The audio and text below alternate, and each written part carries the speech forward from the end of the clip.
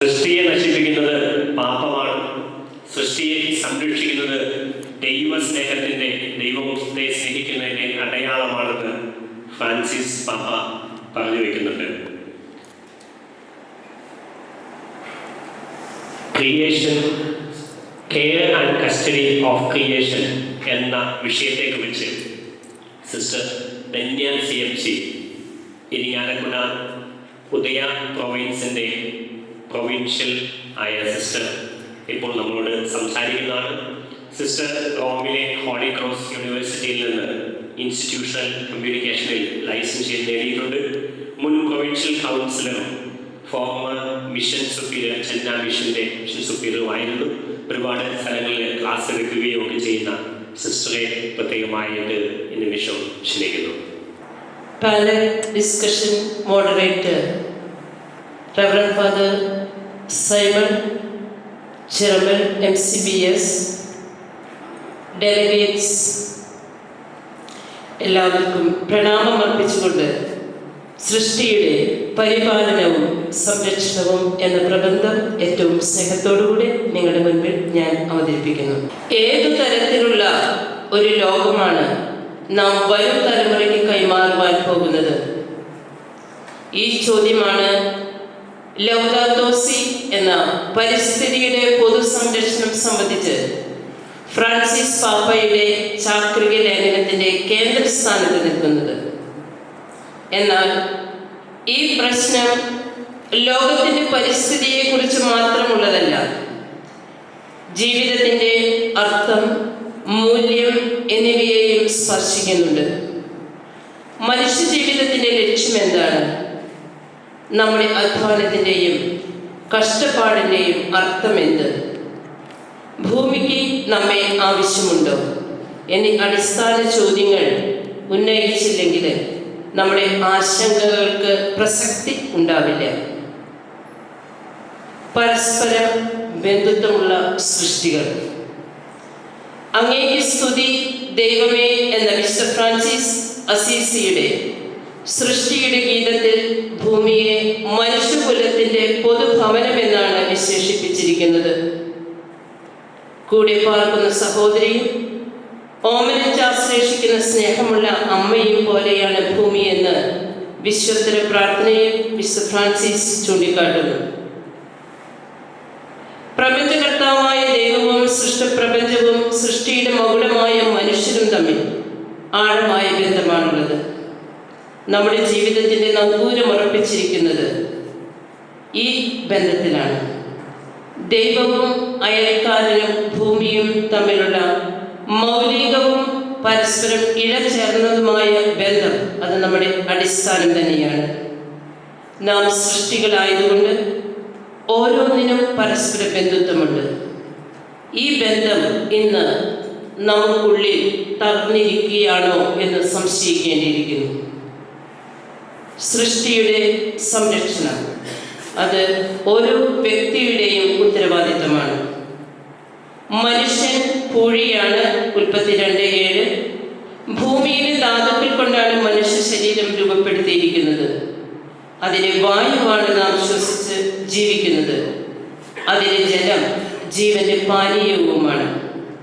ഇന്ന് ഏറെ മലിനമാക്കപ്പെടുകയും കൊള്ളയടിക്കപ്പെടുകയും ചെയ്തിട്ടുള്ള ഭൂമിയമ്മ കേഴുകയും ലോകത്തുള്ള പാവങ്ങളും പരിത്യക്തരുമായവരുടെ കൂട്ടത്തിൽ ഉൾപ്പെടുകയുമാണ്.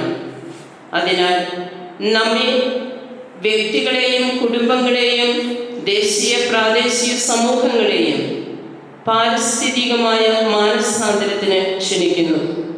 മനുഷ്യന്റെ പൊതുഭവനമായ ഭൂമിയുടെ സുസ്ഥിതിക്കും ഭദ്രതയ്ക്കുമായി നമ്മെ തന്നെ സമർപ്പിച്ചുകൊണ്ട് അതിൻ്റെ മനോഹാരിത സംരക്ഷിക്കത്തക്ക വിധത്തിൽ ജീവിത രീതിയിൽ മാറ്റം വരുത്തേണ്ടതുണ്ട്. പരിസ്ഥിതി സംരക്ഷണവും പ്രകൃതി പരിപാലനവും വർദ്ധിച്ചു വരുന്ന കാലഘട്ടത്തിലാണ് നാം ജീവിക്കുന്നത്. എന്നാൽ നമ്മുടെ ഭൂമിക്ക് സംഭവിക്കുന്ന വിനാശത്തെക്കുറിച്ച് വേദനാപൂർണവും ആത്മാർത്ഥവുമായ കരുതൽ നമുക്കുണ്ടായിരിക്കണം. ഭൂമിയെ സംരക്ഷിക്കാൻ ഒരുമിച്ച് പരിശ്രമിക്കുവാനുള്ള കരുത്തും കഴിവും മനുഷ്യനുണ്ട് എന്ന പ്രത്യാശയുടെ സന്ദേശം ലൗദാത്തോ സിയിലൂടെ പരിശുദ്ധ പിതാവ് നമുക്ക് നൽകുന്നുണ്ട്. പരിസ്ഥിതി സംരക്ഷണം ഓരോ വ്യക്തിയുടെയും ഉത്തരവാദിത്തമാണ്. ഇന്ന് നാം അനുഭവിക്കുന്ന കാലാവസ്ഥ പ്രക്ഷോഭങ്ങളുടെ മൂലകാരണങ്ങൾ പരിഹരിക്കുന്നതിന് നമുക്ക് ശരിയായ ഇച്ഛാശക്തി വേണം. വാഗ്ദോരണി മാത്രമുള്ള പൊതുവായ വാഗ്ദാനങ്ങൾ പോരാതെ വരും. നമുക്ക് ദൂരക്കാഴ്ച വേണം, അല്ലെങ്കിൽ ചരിത്രം നമുക്ക് മാപ്പ് നൽകില്ല. ഭാവി ഭൂമിയുടെ ഉടമകളായ കുട്ടികളും യുവജനങ്ങളും പാവങ്ങളും നമ്മോട് കണക്ക് ചോദിക്കും. ഡിട്രിക് ബൊനഫറിന്റെ ചിന്ത ശ്രേഷ്ഠമാണ്. അദ്ദേഹം പറയുന്നു, എങ്ങനെ കാര്യങ്ങൾ നടത്തിക്കൊണ്ടു പോകുമെന്നതല്ല ഇന്നത്തെ നമ്മുടെ വെല്ലുവിളി, മറിച്ച് അടുത്ത തലമുറയുടെ ജീവിതം എങ്ങനെയായിരിക്കും എന്നതാണ് യഥാർത്ഥ വെല്ലുവിളി. ക്രിയാത്മകമായി ഇടപെടാനുള്ള കരുത്ത് നമുക്കുണ്ട്. പതിറ്റാണ്ടുകളായി മലിനീകരിക്കപ്പെട്ട നദികൾ ശുദ്ധമാക്കപ്പെട്ടിരിക്കുന്നു. സമീപ വൃക്ഷനിബിഡ പ്രദേശങ്ങൾ വീണ്ടെടുക്കപ്പെട്ടിരിക്കുന്നു. പാരിസ്ഥിതിക നവീകരണ പദ്ധതികൾ കൊണ്ട് പ്രകൃതി ദൃശ്യങ്ങൾ മനോഹരമാക്കിയിരിക്കുന്നു. മലിനീകരിക്കാത്ത ഊർജത്തിന്റെ ഉൽപാദനത്തിനും പൊതുഗതാഗതത്തിന്റെ മെച്ചപ്പെടുത്തലിലും മുന്നേറ്റമുണ്ടായിക്കൊണ്ടിരിക്കുന്നു. സർഗാത്മകമായുള്ള നമ്മുടെ ഇടപെടലിന് തെളിവുകൾ ആണിവ. അനുകമ്പയും ധ്യാനവും. ഇന്ന് നമ്മെ വലയം ചെയ്തിരിക്കുന്ന പ്രകൃതിയെ നാം ആദരിക്കുകയോ അതിനെക്കുറിച്ച് ധ്യാനിക്കുകയോ ചെയ്യുന്നില്ല, മറിച്ച് നാം അതിനെ വിഴുങ്ങുകയാണ് ചെയ്യുന്നത്. വിഴുങ്ങുന്നു എന്ന് പറയുന്നതിന്റെ കാരണം നാം ലാഭത്തോടെ ആർത്തിയോടെ ഭൂമിയെയും അതിലെ വസ്തുക്കളെയും ഉപയോഗിക്കുകയാണ്. ഉപഭോഗ സംസ്കാരത്തിന്റെ സ്വാധീനം നമ്മെയും ബാധിച്ചിട്ടുണ്ട്. ഒരു വ്യക്തിയുടെ ഹൃദയം കൂടുതൽ ശൂന്യമാകുമ്പോൾ സാധനങ്ങൾ വാങ്ങിക്കാനും സ്വന്തമാക്കാനും ഉപയോഗിക്കാനുമുള്ള ആവശ്യം കൂടുതലായി ഉണ്ടാകുന്നു. പൊതുനന്മയെക്കുറിച്ചുള്ള യഥാർത്ഥമായ ബോധം അപ്രത്യക്ഷമാകുന്നു. ഉപഭോഗശൈലി നമ്മെ നയിക്കുന്നത് അക്രമത്തിലേക്കും അന്യോന്യ സംഹാരത്തിലേക്കുമാണ്. ഉപഭോഗശൈലി മൂലം ഉള്ളതിനോടും അത് നമുക്ക് നൽകിയവരോടുമുള്ള കൃതജ്ഞത നഷ്ടമാകുന്നു. ധ്യാനത്തെക്കുറിച്ച്. ദൈവിക നന്മകൾ അനുസ്മരിക്കാനും നന്ദിയോടെ ജീവിതം സന്തോഷമായി തുടരുവാനും ഒരു ധ്യാനത്തിലേക്ക് നാം തിരിച്ചു പോകണം. ധ്യാനിക്കുന്നവർ തങ്ങളെ താങ്ങി നിർത്തുന്ന ഭൂമിയെ തൊട്ടറിയാൻ ശീലിക്കും. ഈ ഭൂമിയിൽ അർത്ഥശൂന്യരും ഒറ്റപ്പെട്ടവരുമല്ല തങ്ങളെന്ന് അവർ മനസ്സിലാക്കും. ദൈവ കടാക്ഷത്തിന്റെ ആർദ്രത കണ്ടെത്താൻ അവർക്കാകും. ധ്യാനം നമ്മെ പ്രവൃത്തിയിലേക്ക് നയിക്കും. അനുകമ്പ. ധ്യാനത്തിന്റെ അനന്തരഫലമാണ് അനുകമ്പ. ഒഴികഴിവുകൾക്കും തത്വങ്ങൾക്കും അപ്പുറം മറ്റുള്ളവരെ ചേർത്ത് നിർത്തുവാനും സഹോദരി സഹോദരന്മാരായി കാണാനും സാധിക്കുന്നതാണ് അനുകമ്പ. നാം എല്ലായ്പ്പോഴും തൻ്റെ മക്കളായി കാണുന്നുവെന്നതാണ് ദൈവം നമ്മെ എല്ലായ്പ്പോഴും തൻ്റെ മക്കളായി കാണുന്നുവെന്നതാണ് യാഥാർത്ഥ്യം. ഒരേ ഭവനത്തിൽ വസിക്കുന്ന ഒരൊറ്റ കുടുംബത്തിലെ സഹോദരി സഹോദരന്മാരെയാണ് അവിടുന്ന് കാണുന്നത്. നമ്മുടെ നിസ്സംഗതയുടെ നേർവിപരീതമാണ് അവിടുത്തെ അനുകമ്പ. സ്നേഹപ്രവർത്തികളും അനുകമ്പയും ലോകത്തിന് ഇന്ന് ആവശ്യം. അനുകമ്പയുള്ളവർ ആവശ്യത്തിലായിരിക്കുന്നതിൻ്റെ സഹായം സ്വയം ഏറ്റെടുക്കുന്നു.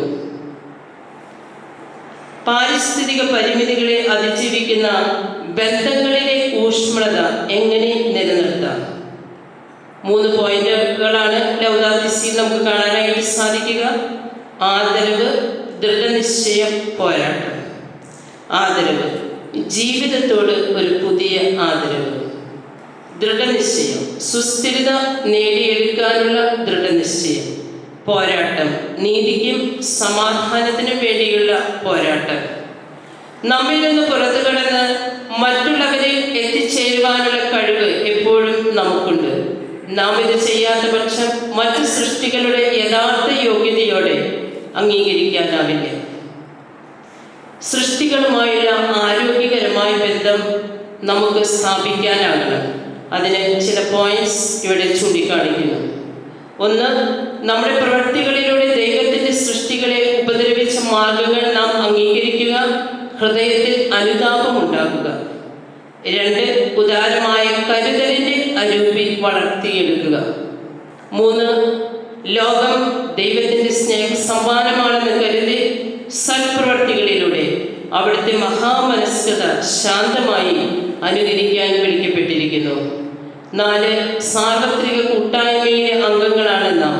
എല്ലാ ജീവികളുമായി പിതാവായ ദൈവം നമ്മെ ബന്ധിപ്പിച്ചിരിക്കുന്ന ശൃംഖലയിലെ അംഗങ്ങളാണ് എന്ന ബോധ്യം നമുക്ക് ഉണ്ടാകണം.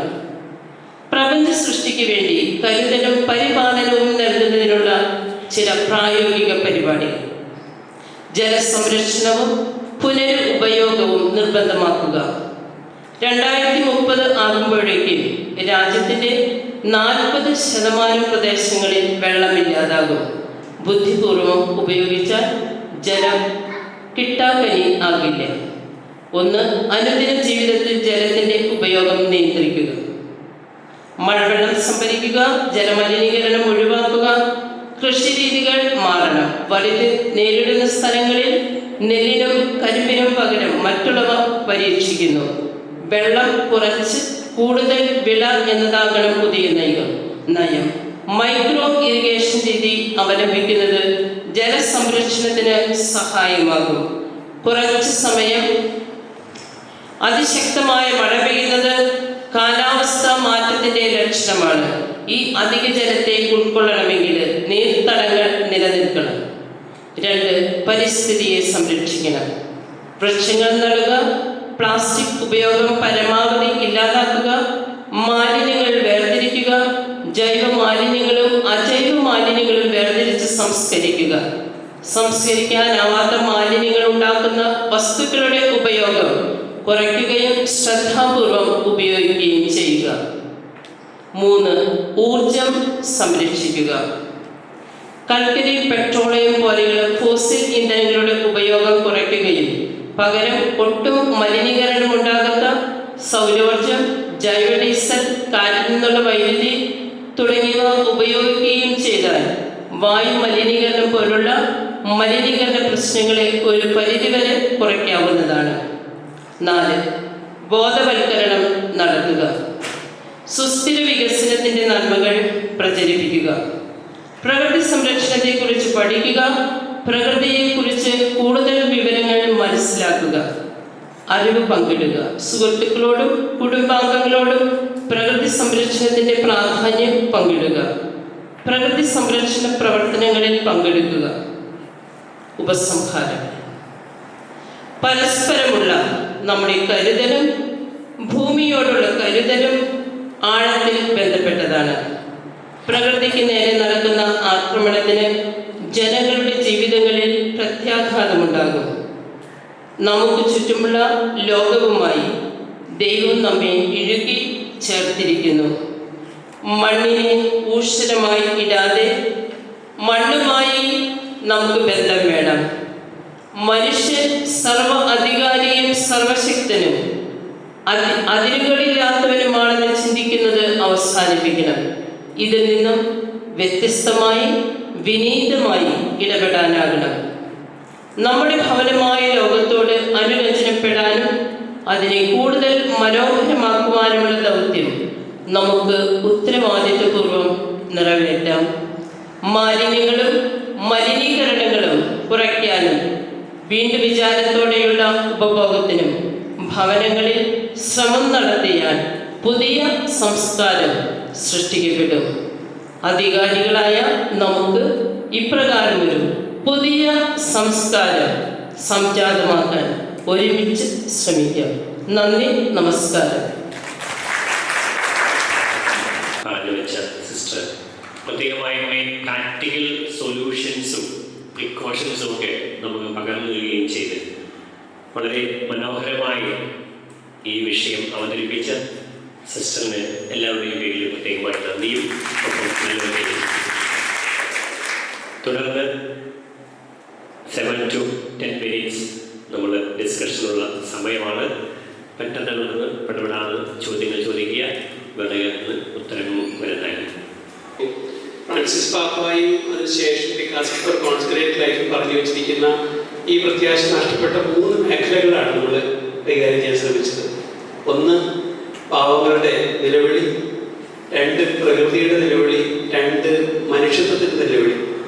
ഈ 3 നിലവിളികൾക്ക് ഉത്തരം കൊടുക്കാൻ ബാധ്യസ്ഥരാണ് സന്യസ്തരായ നമ്മൾ. അപ്പോൾ ആ ബാധ്യത അല്ലെങ്കിൽ ആ കടമ എങ്ങനെയാണ് നിറവേറ്റുക എന്നുള്ളതാണ് നമ്മൾ ഈ സെഷനിൽ അഡ്രസ് ചെയ്യാൻ ശ്രമിച്ചത്. 3 പേര് മനോഹരമായിട്ട് പ്രസന്റ് ചെയ്തിട്ടുണ്ട്. ജീവിക്കാൻ നമ്മൾ ഓരോരുത്തരും ബാധ്യസ്ഥരാണ്. ഇനി അടുത്ത ചോദ്യങ്ങളിലേക്ക് കിടക്കാം. അറിയട്ടെ, ബുക്കിയോ പ്രസന്റ് ചെയ്തത് കണക്റ്റഡ് ആയ ചില കാര്യങ്ങൾ ഉൾക്കൊണ്ടിച്ചുകൊണ്ടാണ്. അതായത് പാർശ്വവൽക്കപ്പെട്ടവരെ സമുദ്ധരിക്കണമെന്നൊരു പോയിന്റ് 3 പേരുടെയും ക്ലാസ്സിൽ നിന്ന് നമുക്ക് വ്യക്തമായി. സാധാരണഗതിയിൽ നോർത്തില് പീഡി അനുഭവിക്കുന്ന സിസ്റ്റേഴ്സ്, അതായത് അച്ഛന്മാർക്ക് വേണ്ടി നമ്മൾ ബുദ്ധിമുട്ട് അവരെ ജയിലിലടയ്ക്കുമ്പോൾ നമ്മൾ പ്രാർത്ഥിക്കാറുണ്ട്. കുറച്ചുപേരെ അവിടെ പോയി കാര്യങ്ങൾ ചെയ്തു കൊടുത്ത് അവർക്കൊരു താല്പര്യം എടുക്കാറുണ്ട്. ഈ അടുത്തിടെ തന്നെ 2 സിസ്റ്റേഴ്സിനെ അടയ്ക്കപ്പെട്ട സാഹചര്യത്തിൽ അവരുടെ MLAയും ഇടവക വികാരിയും മറ്റുള്ളവരൊക്കെ കുറച്ചുപേര് പോയതിന്റെ പേരിലാണ് അവർക്ക് അവിടെ നിന്ന് മോചനം കിട്ടിയത്. അതുപോലെ നമ്മുടെ സിസ്റ്റേഴ്സിനെ അച്ഛന്മാരെയൊക്കെ, അതായത് പോൾസനച്ഛൻ പറഞ്ഞു, പിതാവിന് ഞാൻ കത്തെഴുതി പിതാവിനെ സൂചിപ്പിച്ചു, അവരെ നമ്മൾ മോചിപ്പിക്കണമെന്നൊക്കെ പറഞ്ഞ് ഇൻട്രസ്റ്റ് എടുത്തു വന്നപ്പോൾ എന്തിനാണ് അച്ഛൻ ഇതിന് അച്ഛൻ തുനിയുന്നത്? നമുക്ക് FCR പോലെയുള്ള കാര്യങ്ങൾ വരുമ്പോൾ അതിനെ പ്രൊട്ടക്ട് ചെയ്യണ്ടേ എന്ന് പറഞ്ഞു.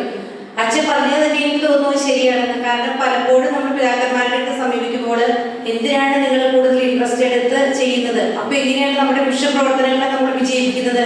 അവിടെ സിസ്റ്റേഴ്സും അച്ഛന്മാരും അവിടെ കിട്ടുന്ന ബുദ്ധിമുട്ടുമ്പോൾ നമ്മൾ മറുവശം മറച്ചു പിടിച്ച് FCR അതുപോലെയുള്ളതിനെ പ്രൊട്ടക്ട് ചെയ്യാൻ വേണ്ടിയല്ലല്ലോ നമ്മൾ സുവിശേഷവൽക്കരണം നടത്തുന്നത്. അപ്പൊ അതിനുള്ളൊരു ഉത്തരം 3 പേരും തരുവാണെങ്കിൽ നന്നായിരിക്കും. ഇത് ബിഷപ്സിന്റെ മാത്രം പ്രശ്നമല്ല, നമ്മുടെ പ്രശ്നമാണ്.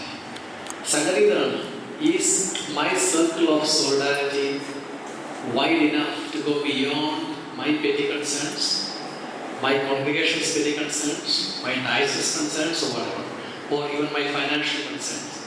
But this is a sin that we all share.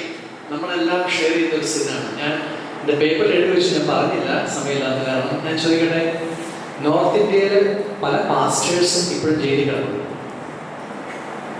പല നോൺ മലയാളി സിസ്റ്റേഴ്സിന് പ്രശ്നങ്ങളുണ്ടായിരുന്നു. എൻ്റെ ഈ 2 മലയാളി സിസ്റ്റേഴ്സിന് തൊട്ടപ്പോൾ നമുക്കൊന്ന് നോക്കും, ഇത്രയും റിയാക്ഷൻ വന്നത് മലയാളി സിസ്റ്റേഴ്സ്. കാരണം we are a strong church. Kerala church is a very strong church. Can our circle be wide enough, circle of solidarity and fraternity, be wide enough to include others as well? അവിടെ നമ്മൾ തോറ്റു പോകുന്നുണ്ട്. അതൊരു സ്വാഭാവിക നേച്ചറാണ് നമ്മുടെ. Who is my neighbor എന്ന് ചോദിക്കുന്നുണ്ടല്ലോ. Good Samaritan story is something that Pope Francis discussed in Fratelli. എവിടെയാണ് നമ്മളുടെ circle of neighborhood ends? Other is a constant examination of conscience for us. So we need to widen it to include anybody. Sister ശരിയായിട്ട് പറഞ്ഞ പോലെ 3 ടോപ്പിക്സും വളരെ connected ആയിരുന്നു. Because it has to include all the poor, all the people on the margins, and it has to include the entire creation as well. Anyone sometimes, നമ്മൾ തെറ്റ് ചെയ്യാൻ വേണ്ടി ചെയ്യുന്നതല്ലോ. We have noble intentions. നമുക്ക് institutions വേണം. We are serving so many through our hospitals and all. പക്ഷേ അങ്ങനെയുള്ള നമ്മുടെ നല്ല ചിന്തയ്ക്കുള്ളിൽ are we scapegoating or victimizing other people, letting people die around us? Anyone who loves his right, whether it is Suramalavar or Latin or Malagara, whatever, anyone who loves his right or province or congregation, anything more than Christ commits adultery. പലപ്പോഴും അത് വളരെ അർത്ഥവത്തായിട്ടുള്ള കാലഘട്ടത്തിലായിരിക്കുന്നത്. സമൂഹത്തിലെ അനീതികളെ നമ്മൾ നേരിടാൻ വേണ്ടി ഈ തീർത്ഥയാത്ര ചെയ്യുന്ന വഴിയിൽ ആഭ്യന്തരമായി മെജസ്പീരിയസ് അനുഭവിക്കുന്ന മറ്റൊരു സെക്ഷനകത്തോടെ ageing of members and shrinking of communities അനുഭവിക്കാൻ പോകുന്ന ഒരു പ്രതിസന്ധി എന്ന് പറയുന്നത്, നേതൃത്വം അനുഭവിക്കാൻ പോകുന്ന പ്രതിസന്ധി പിന്നാലെ വരുന്ന ഒരു ഏജ് ഗ്രൂപ്പുകാരാണ്. പുതിയ തലമുറയിലെ ആൾക്കാർ ഭണ്ഡാരക്കെട്ടിൽ നിറയ്ക്കുന്നതായിട്ട് നമുക്ക് അനുഭവപ്പെടാൻ സാധിക്കും. ഇപ്പം വളരെ മനോഹരമായിട്ട് അവർ അവതരിപ്പിച്ചു. നമ്മുടെ ഭണ്ഡാരക്കെട്ട് ശൂന്യവൽക്കരിക്കുന്ന പോലെയാണ് ഭണ്ഡാരക്കെട്ടിൽ നിറയുന്നു. ഈ പ്രവണതയെ എങ്ങനെ നമുക്ക് തരണം ചെയ്യാൻ പറ്റും? പുതിയ തലമുറയിലെ കോൺസെൻട്രേറ്റഡ് ആയിട്ട് വരും. നിങ്ങളൊക്കെ സഭയുടെ ഉത്തരവാദിത്തങ്ങൾ നിർവഹിക്കുന്നവരാണ്. ഞാൻ ഒരു കാലത്ത് നിർവഹിച്ചിരുന്ന വ്യക്തിയായി. തീർച്ചയായും ഇങ്ങനെയുള്ള പ്രതിസന്ധികൾ ഓരോ ദിവസവും എന്നോണം കൂടി വരുമ്പോൾ അറ്റ്ലീസ്റ്റ് നമുക്ക് ഇൻഡിവിജ്വലായിട്ടെങ്കിലും, വലിയ കോൺഗ്രിഗേഷനൊന്നും അത് സാധിക്കില്ല എങ്കിൽ പോലും ഇൻഡിവിജ്വലായിട്ട് ഇങ്ങനെ പ്രതിസന്ധികൾ ഉണ്ട് എന്ന് തിരിച്ചറിയാനെങ്കിലും നമുക്ക് സാധിച്ചാൽ തീർച്ചയായും അതിന് ഒരു നല്ല ഫലം ഉണ്ടാകുമെന്ന് തന്നെയാണ് എൻ്റെ വിശ്വാസം. നമുക്ക് സാധിക്കാതെ പോകുന്നത് അച്ഛൻ പറഞ്ഞത് തന്നെയാണ്, ഒരുപാട് ഉത്തരവാദിത്വങ്ങളിലാണ് നമ്മൾ, പ്രത്യേകിച്ച് മേജർ സുപ്പീരിയേഴ്സ്. ഈ ഇരിക്കുന്ന മേജർ സുപ്പീരിയേഴ്സിനോട് ചോദിച്ചാൽ അവരെല്ലാവരും തന്നെ മറുപടി പറയും, അവരുടെ ജീവിതത്തിന്റെ നല്ലൊരു ശതമാനം അവർ ചെലവഴിക്കുന്നത് ഇപ്പോൾ മൊബൈലിന് മുമ്പിലാണ്. കാരണം ഓരോ സമൂഹങ്ങളിൽ നിന്നും ഓരോ വ്യക്തികളിൽ നിന്നും വരുന്ന പ്രതിസന്ധികളാകാം, സന്തോഷത്തിന്റെ അനുഭവങ്ങളാകാം, അവർക്ക് മറുപടി കൊടുത്തേ മതിയാകും. അപ്പോൾ ചിലപ്പോഴൊക്കെ നമുക്ക് ഈ അധികാരത്തിന്റെ വികേന്ദ്രീകരണങ്ങളിലൂടെ നമ്മൾ ചെയ്താൽ കുറച്ചെങ്കിലും ഒക്കെ മനസ്സിലാക്കാൻ, ഒരു സ്ഥലത്ത് ചെറിയൊരു വീഴ്ച വരാൻ പോകുന്നുണ്ട് എന്ന് തിരിച്ചറിയാൻ സാധിക്കുന്ന ഒരു മേജർ സുപ്പീരിയർ ആണെങ്കിൽ തീർച്ചയായും ആ സമൂഹത്തിന്റെ ഉള്ളിൽ അവിടെ പ്രതിസന്ധികൾക്ക് ഉണ്ടാവാതിരിക്കുക എന്നല്ല, കുറയ്ക്കാനായിട്ട് സാധിക്കുമെന്ന് എനിക്ക് തോന്നുന്നു. എല്ലാവർക്കും ഒത്തിരിയേറെ നന്ദി. സെഷനോട് അവസാനിക്കുകയാണ്. ഈ സെഷന്റെ മോഡറേറ്ററായി വളരെ ഭംഗിയായി ഇതിന് നേതൃത്വം നൽകിയ ബഹുമാനപ്പെട്ട സൈമനച്ചന് എല്ലാവരുടെയും പേരുടെ ഏറ്റവും സ്നേഹത്തോടുകൂടി നന്ദി അറിയിക്കുന്നു. വളരെ മനോഹരമായിട്ട് 3 വിഷയങ്ങളെ നമുക്ക് മുൻപിൽ അവതരിപ്പിച്ച് നമ്മുടെയൊക്കെ മനസ്സുകളിൽ ചില ചിന്തകളെയും ആശയങ്ങളെയും ചില പ്രചോദനങ്ങളെയും ഒക്കെ എഴുതിവെച്ച ഞങ്ങളുടെ പ്രിയപ്പെട്ട ബോൾസനച്ചനും ഫ്രാങ്കോ ബ്രദറിനും അതുപോലെ സിസ്റ്റർ ധന്യ CMCക്കും ഒത്തിരി സ്നേഹത്തോടെ നന്ദി പറയുന്നു. നമ്മുടെ ലഞ്ച് ബ്രേക്കിന്റെ സമയമാണിപ്പോൾ. ബഹുമാനപ്പെട്ട സാജുവച്ചൻ പറഞ്ഞു 1/2 മണിക്കൂറേ നമുക്കുള്ളൂ, സമയം അതിക്രമിച്ചുകൊണ്ടിരിക്കുകയാണ്. 1/2 മണിക്കൂറിനുള്ളിൽ എല്ലാവരും തിരിച്ചു വരണം. ബാക്കി കാര്യങ്ങൾ സംസാരിക്കും. 1:50 നമ്മൾ തിരിച്ചു തന്നെ വരുന്നു. കുർബാന പറഞ്ഞിട്ടുണ്ടായിരുന്നു. ഇപ്പോൾ നമ്മൾ കുർബാനയ്ക്ക് പോയാൽ പ്രോഗ്രാം മൊത്തം കൈവിട്ട് പോകും. പ്രോഗ്രാം കഴിഞ്ഞ ഉടനെ നമ്മൾ കുർബാന ഉണ്ടായിട്ട് കുർബാനയിൽ പങ്കെടുക്കാത്തവർക്ക് അത് പങ്കെടുത്തതിന് ശേഷം തിരിച്ചു പോകാവുന്നതാണ്. Thank you.